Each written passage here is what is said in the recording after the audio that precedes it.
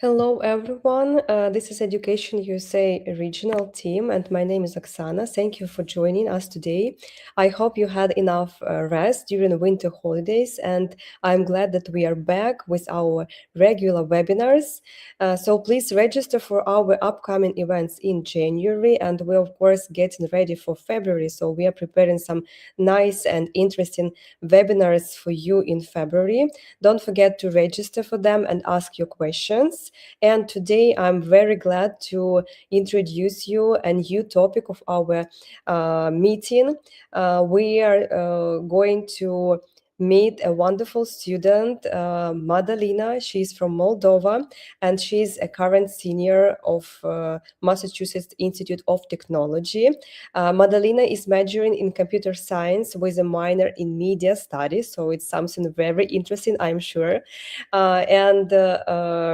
Today, we will get the information about her academic path, so feel free to ask any questions during the webinar, and I think we will be able to answer all of them. So, hi, Mădălina, thank you for joining us today. Hi. Thank you for having me here. How are you? Good. How are you doing?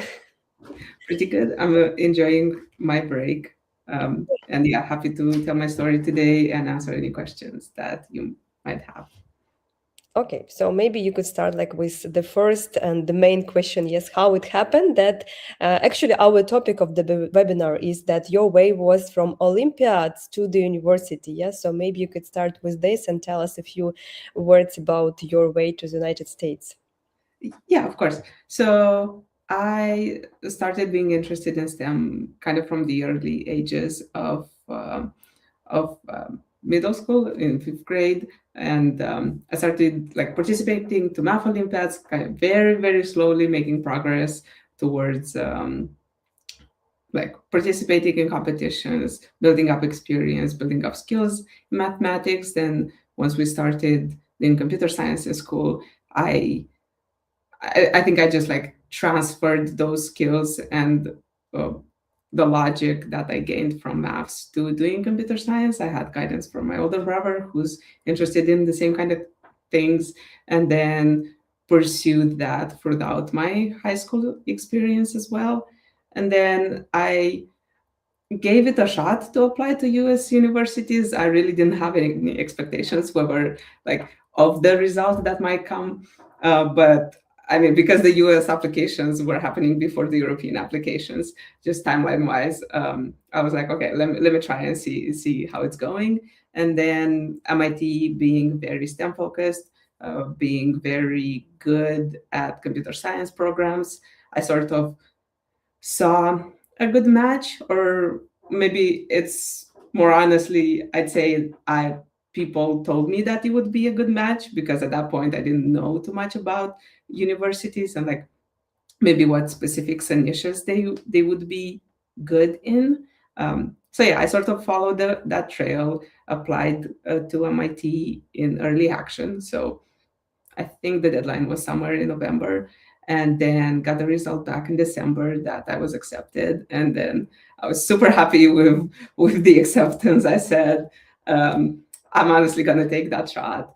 And that's how it happened. And now I'm in my 4th year, almost ending my program. I continued doing computer science, like related work. We also at MIT do a lot of the other sciences, because like they're required classes. So yeah, I dabbled in other sciences as well, batched in a minor in media studies because of my interest in humanities. And that's kind of like how my profile was built throughout. Great. Could you please tell a few words about your choice of the university, how it happened that it was like specifically this university, or maybe you applied to several and you were accepted to this one particularly, like how it happened? Yeah. I think by nature of applying early, I was kind of super focused on MIT in the first place, and then I thought I'd apply to another short list in the regular decision. I got the decision back that I was accepted, so I didn't like pursue applying to other universities. So that probably meant that the choice of applying to MIT was a good one. because, and now having been there, I know that, the name of Institute of Technology really does mean it's all focused on technology. Science is very embedded in everything we're learning there, both in like more real subjects that we have, but also humanities subjects as well. So I'd say like what matched for me was the fact that I was super focused on math and computer science, and MIT as well is super focused on math and computer science and anything in its vicinity. And so I would guess that this was how it happened in a way. Great. So actually, as we mentioned, our topic was about Olympiads in Moldova, and you mentioned that you participated in Olympiads with mathematics, and informatics also. So can you please explain how did participation in these Olympiads influence your university application? Yeah, so it's clear about the choice, that you like it, or it was like a kind of interest for you. Did it help you somehow with your application process? Yeah. I think knowing a lot of the students, in the international students at MIT, like they have also had participations in some sorts of Olympiads, but it can be like really diverse. It can be any of the sciences. There's people in linguistics as well. There's people doing science fair. So I think for me, having had math and informatics Olympiads was definitely a boost. And it was kind of showing an academic rigor that they were probably searching for.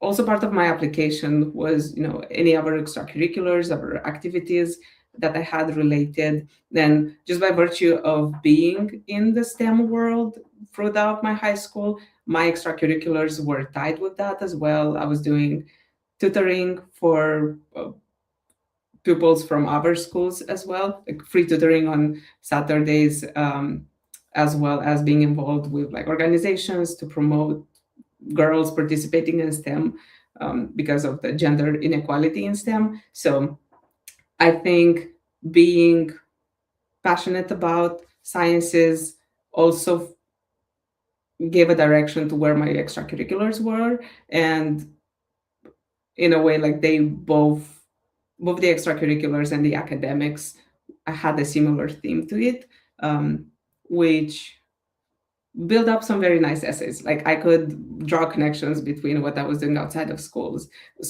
and in school when trying to prepare for Olympiads. Okay, that's great. Thank you so much. So you also took the SAT test, right? And you applied early action. That's correct. Yeah. So could you please tell a few words about this process? I think when I took the SAT, I can't remember if it was optional for MIT. Maybe they just made it mandatory once again. Like it was somewhere in that timeline. But yeah, basically MIT had the SAT optional for a while, then made it mandatory again. I think for them, it really matters to have some form of like standardized proof that the people they admit would be able to be okay with the intense pace that we have there. So definitely having taken the SAT helped, even if it was optional, just because that's how the admission officers, like that's what they value, I would say. Can speak for them, but this is just my observations. And then early action, I know a lot of international students from my year that applied early action and then were deferred but then accepted regular action. So I don't know how much applying early action to MIT means. I think it was like a happy coincidence that I was accepted within the early deadline as well and not deferred. But yeah, I've seen like people from both scenarios, or even like applying regular action and being accepted regular action. So yeah, hopefully like it's the same, maybe just like it shows a small demonstrated interest, but plenty of people have also been accepted after being deferred. Yeah, that's great. So, of course, there are different types of deadlines when you apply to the US universities. Would you recommend like any of them, or you would you would do the same like early action if you had the chance to enter the university again? So, what is your opinion on this case? I think very personally, I was okay with applying early for MIT because I just felt like it was a strong match. I applied by myself, and I don't think I had the range of like strategy to think, okay, maybe I should apply to this because it matters more that I apply early. So I kind of just went with my intuition of saying like, hey, I like this university, and I applied early. And I'm very, very grateful I got the decision like early as well, because then I didn't have to worry about other applications. Yeah, that's great. Thank you so much. Yeah, because like some students, they like to follow or do not follow deadlines, and they try to submit everything on the last day of the application's deadline. So I think it's better always to start it early, yeah, and like even these early deadlines, they might help you to feel yourself confident that you will definitely get this place. In the university of your dreams. So I think that's something that you can also consider when you apply to this university. Yeah, that makes sense. I think like definitely doing things early also helped me plan and rearrange topics and maybe what I was going to talk about in essays. Like, despite me not wanting to touch anything and like leave it how it was, I just knew that there's probably better versions out there, and it gives you the mental strength to like look at your profile kind of critically and have the opportunity to change it up instead of being stressed to like make a certain deadline. Yeah, that's great. Thank you so much. Also, you mentioned that your brother helped you, yes, some kind with the application, right? Or was it like that? So could you please like maybe share some inside process of your application, how it's actually started? How did you get information about Common App? Yeah, that's like you should find it somewhere, yes, and what should you do with this and so on. So how was that way? Yeah. I was definitely very fortunate to be in a high school that had a culture of people like trying to apply to the US. So it wasn't a fully unfamiliar process, or at least the fact that we could apply to the US in the first place was known. I definitely think it was a lot of information to process and have to find in the beginning.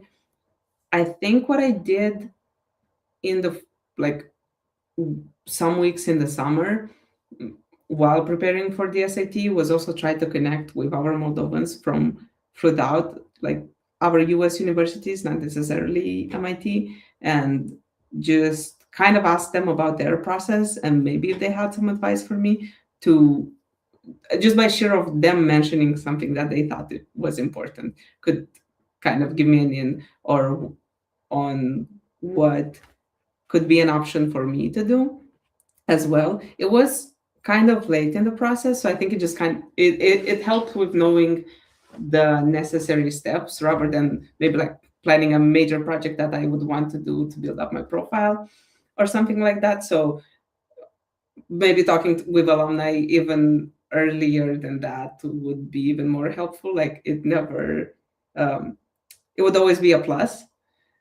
I don't think it would ever be a minus because there's always some information to find out from other people's experiences. That was one of them.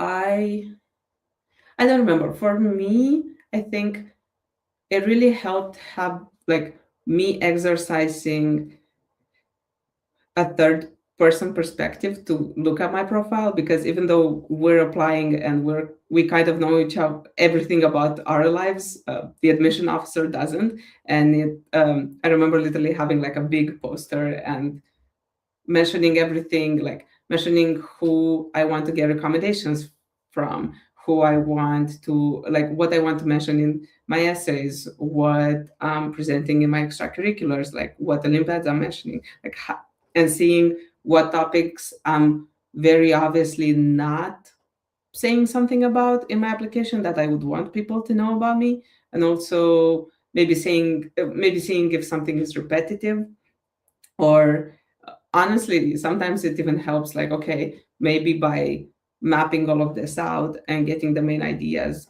that I want to present about myself, maybe I'm reflecting and seeing a bigger picture as to like what I want other people to know about me. And I think after doing that poster, there were definitely like major rewrites of parts of my profile. So it helped kind of thinking from an admission officer's perspective, um, on how I am presented to them. That's great. So actually mapping is a great strategy, I think, yeah, because you can visualize for yourself all the steps, all the things you have to do. I think our students sometimes also struggling with such parts as recommendation letters and essays. Yeah, what could you recommend for these parts? Yeah, like start in advance or just like do it in the last moment? What should they do? I think, especially for MIT, they ask the topics of their essays are very non-academic. From what I can recall, it was something about like, what would you share about your background? What do you do? Like, tell me about a failure, or topics around that. There's also YMIT, or at least when I applied it, there was a YMIT essay that was kind of academic, but like all the other ones were about things outside of academics, because they know that like they provide other spaces to show your academics. And sometimes, yeah, it's very hard to think about extracurriculars and maybe think about what's worth enough to say. um, by having been there for a couple of years, I've seen how there's really this idea behind that there's science in everything. Like, we literally have like philosophy of the mind, like philosophy and technology classes. We have linguistics is very mathematically based. Music could be like, is very digitalized and automatized. And so MIT is very much about like science plus any other like humanities or arts. And I think it could be a cool idea to like show in someone essays that, hey, like there's this maybe very mundane thing, and I thought about the science of it, or I tried to like build a project about that. Like, it doesn't have to be only about pure math or only about like pure biology, pure physics. I think we can show our skills through other like more fun stuff, or maybe like through extracurriculars.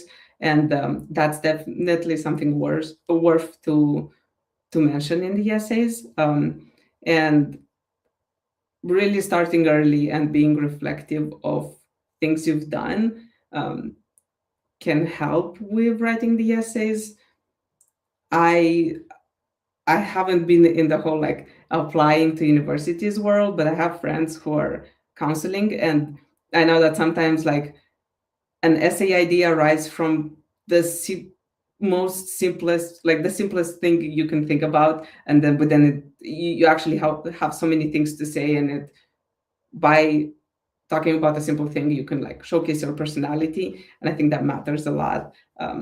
So definitely like starting early and being reflective of being on the lookout of things that you can talk about could give a lot of the essays like much value. Great, thank you so much. So you got your place at the university and you arrived finally in the United States. Could you please share your first impression? Like how was that? Like you are international student. How old were you at that period? Like 17 or something like I that? think I was 19. I think I was 19. Yeah, already. Yeah, And freshly 19. yeah. So and how was it? Like your first impression? Yeah, I definitely took a lot of time to adjust to a different culture.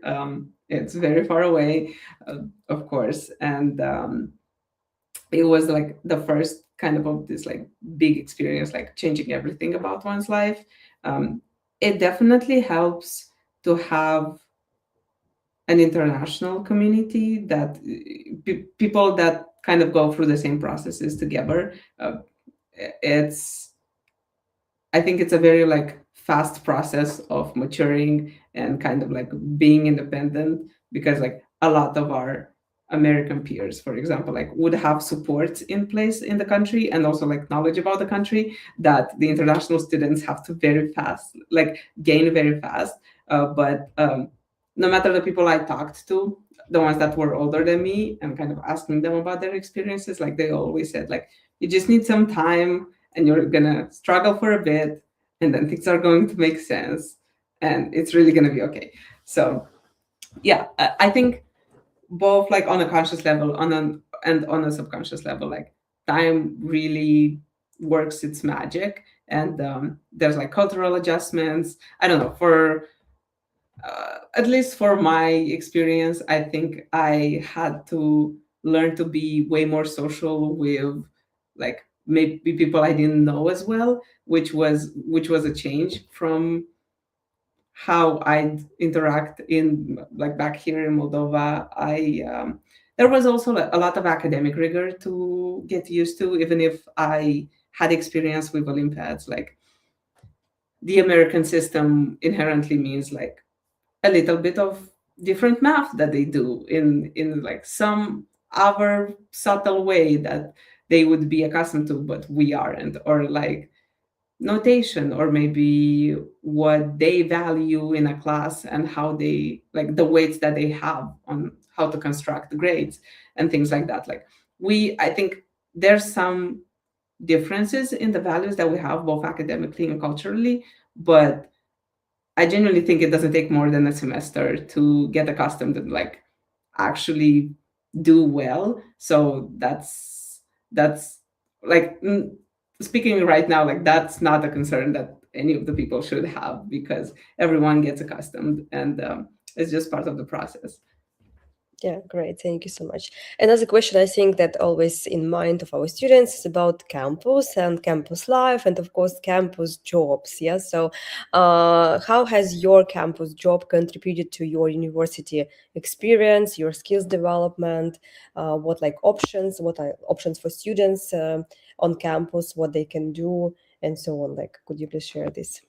Yeah, of course. I think for me, like having a campus job gave me some independence and like some financial security. Like I felt more safe about having my own finances and like managing them. So that was definitely I after the first semester, I kind of always looked to have a job.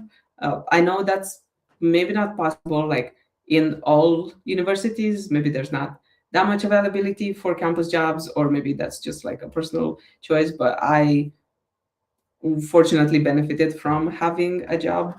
Um, I worked as a lab assistant for a intro to computer science class, so it wasn't like actually lab. People were on their computers. Um, I worked as a grader for a class, and those two helped seeing the other part, like as students, we interact with the people who grade our homeworks and the people who grade our exams, or maybe we go to office hours and ask for help, which is a thing that a lot of international students are not accustomed to do. And please do so. Office hours are a really big help. I just wanted to like make a small note about that. But yeah, we interact with kind of like faculty or upperclassmen, and being a grader and a lab assistant kind of shows the other side. And now you get the opportunity to help them, and it definitely enforces like the material of the class you are helping out with, and gives you way more skills in terms of like really having to know 100% of the material. So I think that was super cool. It was like kind of taking the class again, but with more knowledge. And then after that, like for a couple of years, I've been doing research in this education and technology lab. I started off later than most MIT students do, because apparently MIT is like very, very supportive of freshmen starting research. They even give you like additional funding, additional opportunities to be funded if people start off as freshmen to do research. I started off later, but I think I still got a lot out of it. it's really building up the skills to be independent and kind of like looking at the project and giving you the time and space and resources to do research by yourself, but also have someone like an advisor looking on your work, and giving you guidance. And I think it really helps you become an autodidact. Like you have to manage your own time and teach yourself things if needed. So that's super cool. That's definitely building like experience that you otherwise would have to gain through internships or a full-time job. Um, but this is the like you have 4 years to build this experience through research. So it's definitely a very cool opportunity, and I'm very glad the university would provide such options. Yeah, I think it's also like an option that helps to adjust to a new country as well. Yeah, build a kind of networking. So, uh, yeah, I would also definitely recommend students to find something like that, like a campus job, not only to earn some money, but of course you can, because you can build these connections during your study. Yeah, great. Thank you so much. So how about your final year at MIT? What have been the most rewarding like project or experience so far? I okay, yeah. I took a lot of cool classes, I think. MIT is very, at least the program I'm taking in computer science has a lot of like set requirements. So senior year was the first, like is the first full year I get to have like free pick of the classes I want to take. So yeah, it's really good to kind of expand my knowledge in areas I want to. I also got to a point that we can like build things quickly because we have learned the fundamentals the years before. I took this class that's about system design, and they experiment with incorporating AI tools in the class. So they let you code with AI, like it's free range, do your best, try your best. So yeah, the pace was very fast. We got to build like, it was a singular project and then a team project, and we got to build two apps during the semester. It was very cool. The class felt very up to date with what is happening kind of in the AI world right now. So it felt nice because I think coming from like an Eastern European country, sometimes we feel like our curriculum may be outdated with what's happening outside of the school, really, like in the society. And here, like the purpose of the class was to be very like in line with all the updates right now. So yeah, that was very cool to see, be a part of, and also get to work to build projects during. Yeah, that's great. So it's wonderful that you have an option to work individually, like independently, and also like with your team. Yeah, I think it's always great to try different options. How do you actually balance your academic life, your research, campus work, some other activities that you have? Like, is it difficult for you, or like it's actually the fourth year, so I think it should be fine already? I would say that, I mean, at MIT there's definitely a strive to reach a balance, but the coursework is very rigorous. So that just inherently means that academics take a way bigger portion of your day and life than maybe like one would think about. So the balances are different. I think it it definitely takes some experience to know how you work best, fastest, but also most productive. And that's like personal, and it's something to be gained through a little bit of time. Um, I think what I was like, the amount of work I was doing as a freshman in a couple of hours is definitely not the amount of work I'm doing as a senior. And this is just by virtue of me getting used to how this goes, instead of like it necessarily meaning that I'm like twice as fast or something like that. Just like mechanically, you can't even do that. But yeah, it's definitely important to have good principles about being like a good student. I think MIT at least helps with teaching you how to build an equilibrium with the social and extracurricular parts of your day. Like the first semester, for example, all the classes are on pass or fail, or pass or no record. So if you fail a class, it's not even on the transcript. And I think that's a very good support to kind of telling freshmen like, hey, you will figure it out, you will figure the academics out, but please like focus on the other stuff as well, because especially with it being a rigorous program, it means that you need to have support, like people in your support group that can lift you up, and you can lift them up whenever you need to. I think there's hacks around balancing like social life and academic life. For example, we do a lot of like P-set parties, like problem set parties. Basically, we all gather and do homework together. Even if it's very different subjects, even if someone's working and someone has to study. So yeah, we definitely find ways to like kind of do both at the same time, work and be social as well, to then make space for time for extracurriculars, time for work, time to actually like be social and not talk about classes. Yeah, great. I think it's wonderful support from the university, especially for freshmen, because, and especially for international students, you come to the new country and you have to adjust to many things.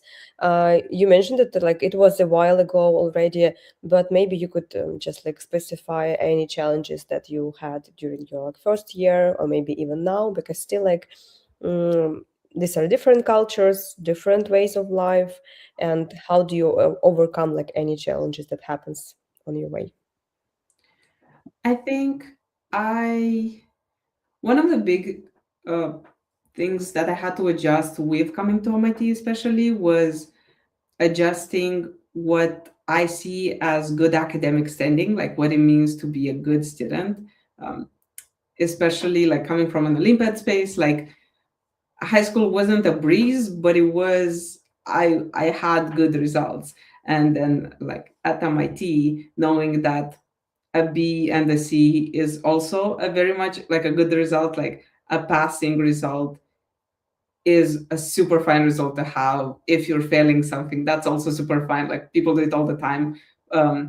There's the imposter syndrome that like is sometimes talked about in relation to MIT. Like people think they might not belong there, but like just seeing classes come every year and kind of thinking they're like not belonging there, it's absolutely not true. There's a wide range of experiences out there, and so definitely having in mind and repeating to yourself every time that like I'm doing well and I'm fine, and like the academics are okay. It's just a different standard. Like the bar was raised much higher, so it makes sense that sometimes it's worse and sometimes it's better, and that's fine. So yeah, that's a very conscious thing to be aware of. I think, yeah, culturally, like maybe a lot of it is the subconscious build. Like you just, I don't know, have to be more aware of like how to do small talk with people you don't know, or yeah, build a network. I don't know if networking was necessarily a skill I had while being in high school, but it was definitely something I had to like learn and employ during these 4 years as well. There were also like very miscellaneous challenges that feel super overwhelming at first, like how to set up a bank account in the US, what a social security number is, but like visa statuses and how to maintain those. Definitely like reading the communication that the institution gives to you, that is very curated to, like if there's communication from the international students department, that's probably very curated to the type of challenges that international students could have. So yeah, making use of the resources that the university like leaves for you, or maybe tells you during, we had international orientation, but even orientation definitely does help with, especially like onboarding to a lot of information from all sides, like challenges from all sides, like culturally, socially, academically, and so forth. Great. Yeah. So I think that's like also the thing that usually we consider like challenges, like how to study and like how to overcome these difficulties with exams and so on. But we forget about simple things like bank account or social security number and things like this. Yeah. So it's always nice to have someone who could help you with these simple questions, like everyday questions, while you're studying at the university. Great, thank you. So I think we move to this question about would you give any pieces of advice to international students who are aiming for competitive STEM programs or who would like to apply to top universities in the United States? Like, what would you recommend to them? I think, sort of broadly, I would say that, at least from what I remember and what people in my grade were also dealing with, was the fact that, like Olympiads or maybe like any other STEM programs that they're having in their profile, or I had in my profile, were a big part of the application. It also mattered a lot, like things that happened outside of it as well. So yeah, if there's not enough time to do something like completely like some volunteering that's taking a lot of time, at least finding something that's maybe like STEM related, but it's also an extracurricular, would be good. From what I saw, I think from being like in my last year of high school until now, I think I'll, at least in Moldova, and I hope that's the case in other countries, there's a lot more opportunities to be engaged with STEM other than Olympiads. And that makes me really happy, because that probably means that more people that are interested in STEM, but maybe have like other ways of learning or showing their work, could be engaged and have some, like, build up their profile and really invest in their interest. And that's super cool. I Yeah, I hope that, this is good enough to have essays about, to talk about, to kind of like tie extracurriculars together and whatnot. I don't know how much I can say about other universities, like with competitive STEM programs, just because like I only applied to one, so I like would probably have more knowledge about that. But um, yeah, what goes for MIT specifically, like they love people who love sciences. They love um, people who can like embed it with something else, like mix or see arts and sciences or something like that. So that's definitely something worth enough to highlight in the application if they have so. Great, thank you so much. So, looking ahead, how do you see your MIT experience shaping your future career plans? Maybe like you have some other steps after graduation that you were thinking about already. I think I think I'm focused on maybe like entering the industry for a couple of years, maybe coming back for a master's. Um, but yeah, that's more up in the air. I'm still trying to figure it out in the as my last semester. As to what MIT meant for my experience, I mean, hopefully people keep saying that this is the hardest thing that I have to do in my life. That's quoting some MIT alumni. So we'll see about that. Um, I think MIT taught me that there's science in like, or you can have science or technology in almost anything if you're passionate about it. Even so far as like public policy or something very in the politics, there's niches where there's like politics and sciences, or politics, or like I am doing with my media studies minor, I'm doing, or at least learning about education and technology. So there's a lot of cool places. If you know STEM and if you know technology, there's a lot of cool places to apply it to.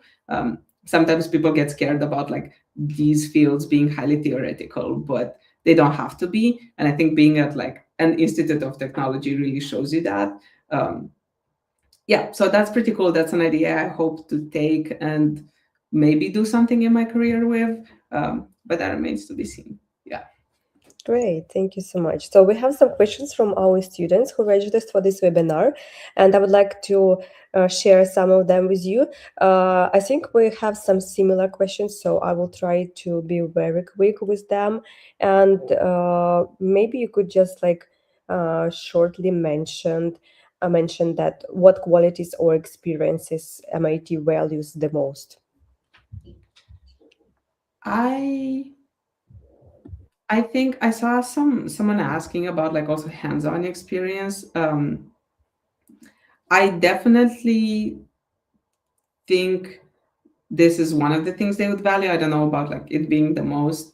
I know a lot of people who did Olympiads, which I think it's like theoretical in nature. There's people who went to science fairs and like actually built something out of it. So that would be like hands-on experiences. I don't know about like I don't know much about admissions, but definitely like during the years at MIT, hands-on is a good, important like value that they try to highlight in their courses. Interdisciplinary, like the idea of it being something being interdisciplinary is also highly valued in the courses. Like we would be doing calculus, but then the examples would be something like very, very physics or very, very chemistry, or the other way around. Like the subjects are just very embedded in one another.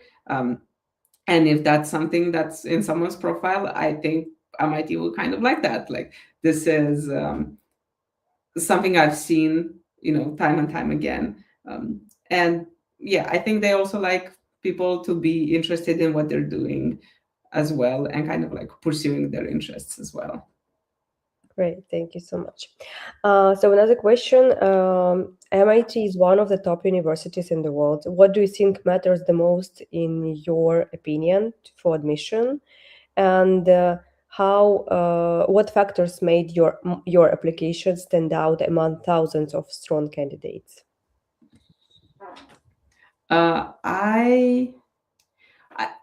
For me, it was definitely the Olympiads. I think what I maybe thought was of value in my application was me taking the time to kind of like help the STEM communities in Moldova, especially like the gender inequality that we find in STEM, and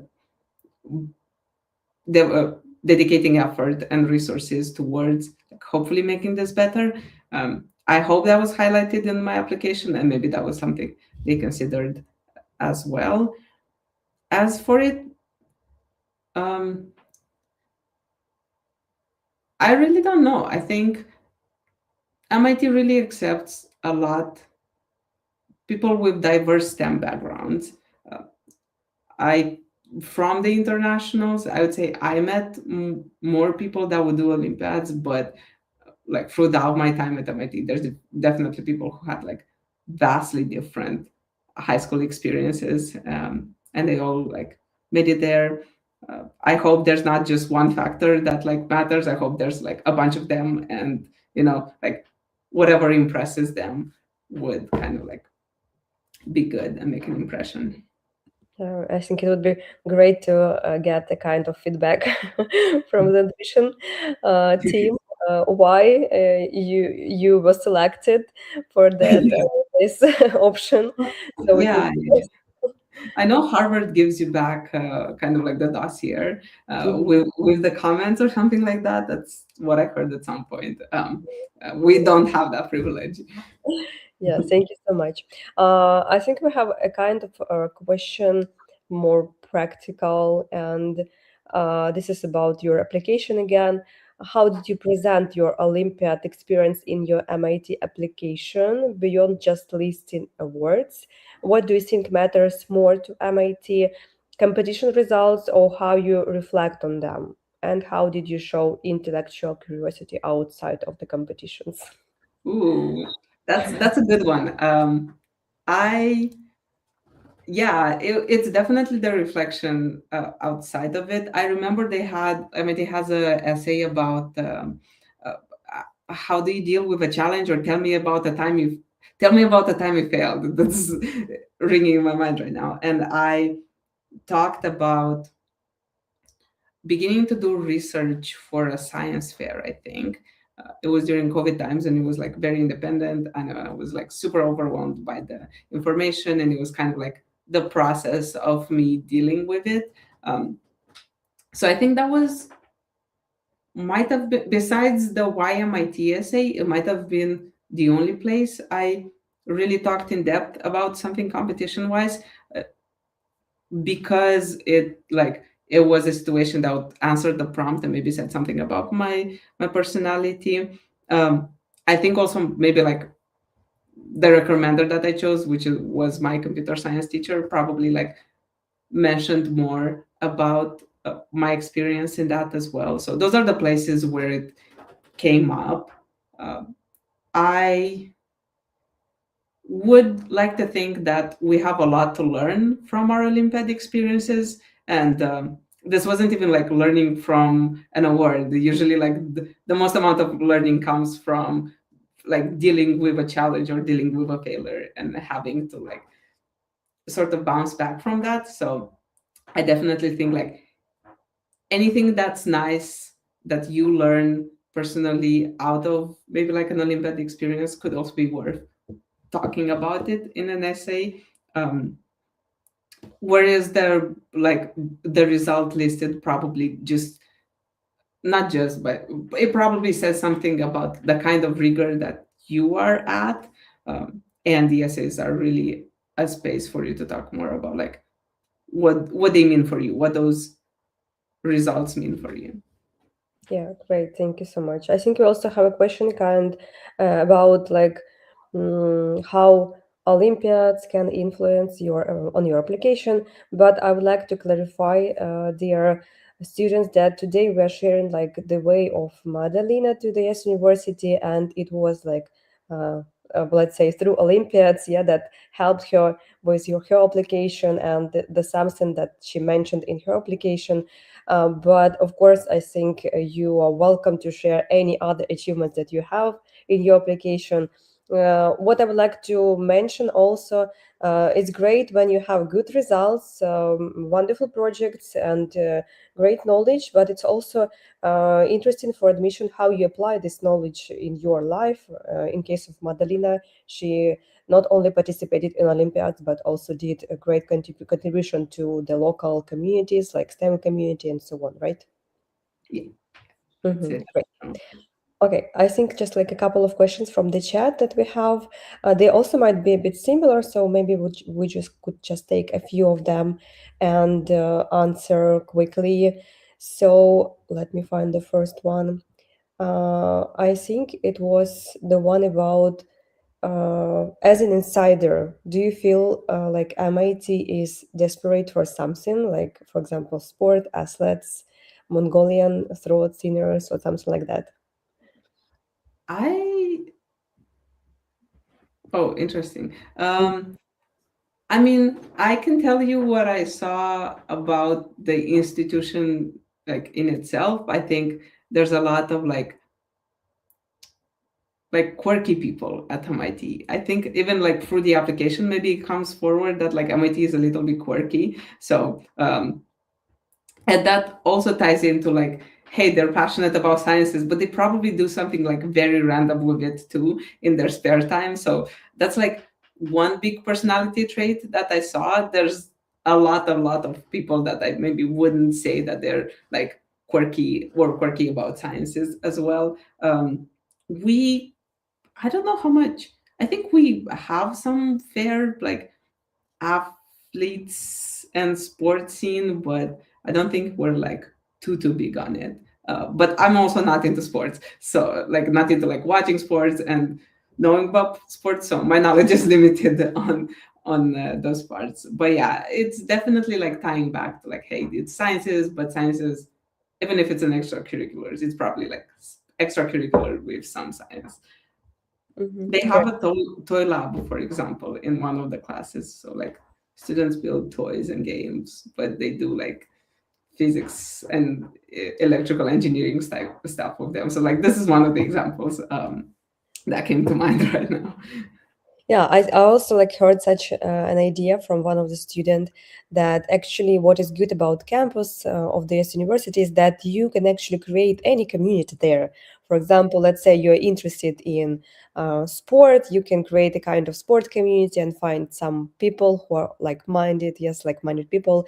And if you're interested in singing, you can do something like that as well. So it's actually easy to create something new if you can't find any extra activities for your time being there. Definitely. I mean, like there's 4,000 undergraduates and more, I don't know how much, but even a bigger graduate student population. So just like statistically, you're gonna like you'd find someone with some kind of like interest or passion. Great. Okay, another question also, I think that what I mentioned about like application again, and if the student has some other project, not like Olympiads or something like that. Again, so I would like to remind you guys that it's like the way of Mădălina, and she did it with the help of Olympiads and her participation, but also being active behind that, participating in other projects. And of course, when you apply, you are welcome to share your experience and what like is the kind of interest for you and how you apply your knowledge in your life and your school, maybe studying and so on. Yeah, so I can't say that it's like if you participate in Olympiads, it's like 100% that you will be accepted. So of course not. Maybe just like a few more questions because we're running out of time. How did participating in math Olympiads, especially EGMO, I think it's a kind of some kind of type specific of the Olympiad, shape the way you think and approach problems in computer science? I see. Yeah, I mean, I think a lot of math competitions, or maybe like the type of thinking that is required in math competitions, like for me at least, it translated very well into computer science. I used to think that like the solutions in math problems are kind of like the pretty math, like everything just works out and it's fine. It's not the type of problems that are more like calculus, where you can get a result that's like, I don't know, square root out of 3 and something doesn't work out. Like math, Olympiad, like math that's found in Olympiads, at least from my experience, it felt very like pretty, and there's always like some light bulb moment in the back. And usually I think if we were to get like very technical about it, computer science Olympiads, in the same way, like a solution that's the most optimal and gives you the best like time probably does require having a light bulb moment, like finding some idea behind the problem that's hidden, and that's like kind of like the key to the solution. So that was always fun to chase.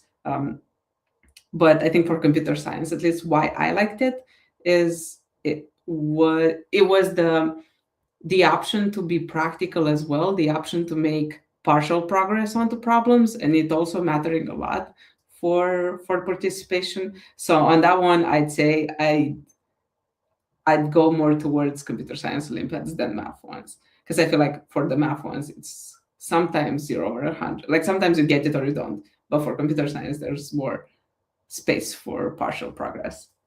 Great, thank you so much. Okay, I think the last question that we can take for today: have you considered changing your major after freshman year? If yes, what was the reason?